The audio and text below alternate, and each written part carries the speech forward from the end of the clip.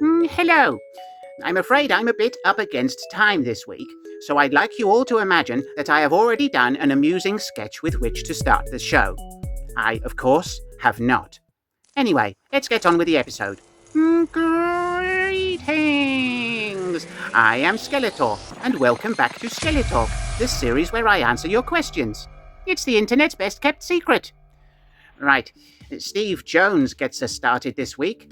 He writes, Lord Skeletor, would you rent Snake Mountain for a party? And if so, what are the rules? Yes, I would. And guests are more or less allowed to behave as they wish. However, there are some restrictions in place. Number 1, guests may not speak to Evil Lynn unless she initiates conversation. Number 2, guests must not enter Stinkor's quarters under any circumstances, as this is not covered under our public liability insurance. Number 3, visitors are not permitted to approach Panther unless this has been arranged with myself. Attempting to pet Panther is strictly prohibited, and any such attempts are likely to result in being bitten. If Panther chooses to be friends with you, you will know about it, and will have no choice in the matter. Number 4, do not bring marzipan onto the premises. Anyone found in possession of marzipan will be subject to violence inflicted upon their person. Number 5, musical entertainment must not include tracks by Queen, Robbie Williams, or REM without prior written permission.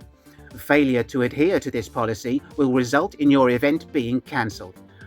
Number 6, shoes must be removed and left inside the porch area. Socks must be worn. There we go. Thanks, Steve. Feel free to book your event with us. Andrew wants to know the difference between a Ninny and a Nink Poop. Well, Andrew, there is no discernible difference, and the terms are interchangeable. There are many different levels of Ninny, from apprentice, through master, and up to cosmic Ninny. Gerard O'Connor is working hard to achieve the maximum status and is expected to gain this distinction by 2025. Thanks, Andrew. Weapon Zero asks, which terrible one-shot villain would you rather work with? Plundor the Rabbit, Jarvan the Drug Dealer, or Locus the Demon? Well, I don't like Locus's eyebrows, and Jarvan reminds me too much of my former self. So that leaves Plundor as a potential associate. As it happens, I like the idea of working with a maniacal rabbit, particularly a purple one. Thanks, Weapon Zero. Daniel Herrin writes, Dear Skelly, do you know why no one swipes right on my Tinder profile? Not really, Daniel, as I haven't seen your profile. Perhaps you look weird. If this is the case, I would advise leaning into this by taking photos of yourself pulling ridiculous faces. This will show that you're aware of the issue and are not taking yourself too seriously. I would also recommend mentioning that you are friends with me, as this will suggest perceived value and higher status. I would also encourage you to include photos of yourself with any animals you have made friends with. And good luck, and let me know how you get on. Alex James asks, is it true that you and Hordak despise each other because you took his sister to prom? No, it's because I wouldn't take her to prom. She begged me several times to accompany her, but I refused on account of the fact that she looks like a dog's dinner, an observation that I shared with her, both verbally and in writing. Honestly, her appearance could scare the cheese out of a sandwich. Thanks for the question, Alex.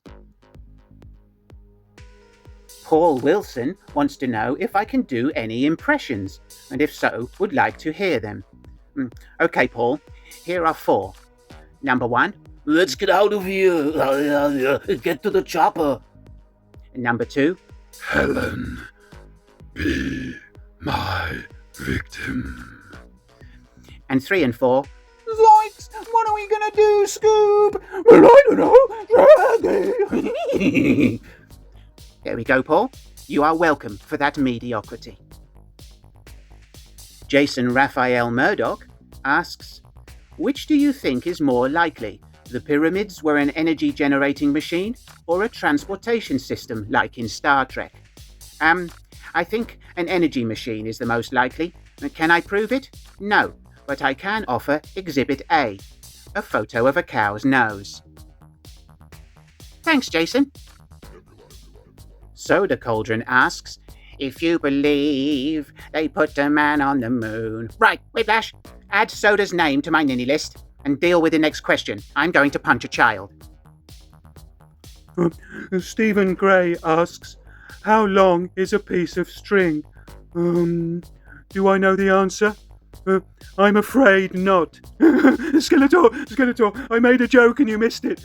And I didn't say penis. Right, Sparky Boy has a question for Darth Vader. Vader, come here immediately before I beat you. What do you want, Skeletor? Right, I have a question for you. Margate, Holcombe, or Camber? Which beach has the best sand? How dare you ask me that, you pranny? You know I hate sand. It's coarse and rough and irritating, and it gets everywhere. I feel completely triggered. I'm going to punch a Padawan. Right, off you go then. Keep walking, bozo. Thanks, Sparky Boy. Lord Malvada has sent another question via Twitter, and he asks, would you rather have the ability to teleport anywhere but only while doing the chicken dance, or be able to fly but only at a snail's pace? Well, I can already teleport anywhere I want, so I will choose the ability to fly slowly. That answer was not amusing, so Whiplash has prepared this photograph of a sheep so that viewers can look at its bollocks.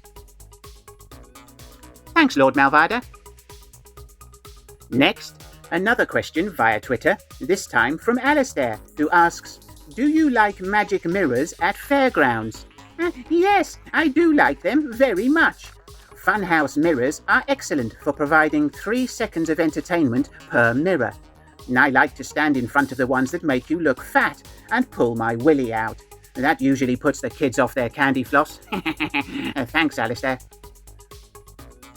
Kat asks if I would be able to fight off Ghostface. Now, of course! This would present no challenge to me whatsoever, and would in fact be easier than making the answer to your question vaguely amusing. Thanks, Kat.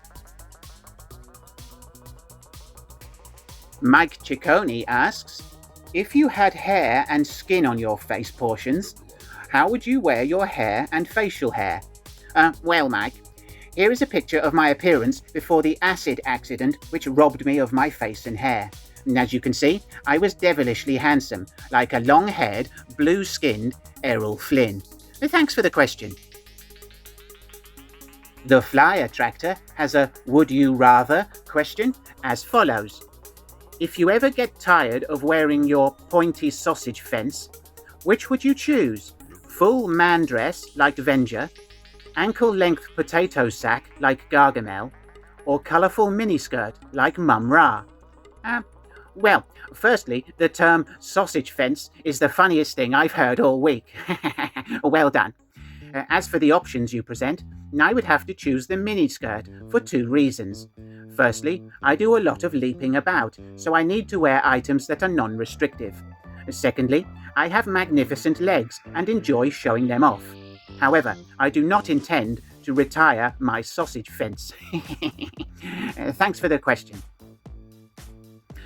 Oh, shit in my hands and clap. Retro Toy Guy Sai has a question in the Kiss, Marry, Kill format, as you can see here. Right, my answers. Anne Hathaway, accountant.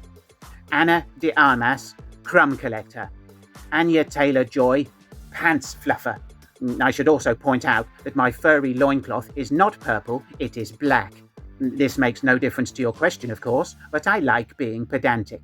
Thanks for the question, Simon. Right, that brings us to the end of another show. Before I go, I'd like to remind you that if you live in the UK and would like a merch pack containing stickers, badges and a keyring, please contact me via Monkey Boy's Twitter account and request one. They are free, you just need to provide your address so that I can send a pack to you. Okay, thanks for watching. If you enjoyed the episode, please take a moment to give it a thumbs up and share it with your minions. Do subscribe to the channel if you haven't done so already, and do leave me a comment, a question, or a telephone request for next week. Right, see you next time. Bye. Get out of my sight before I beat you.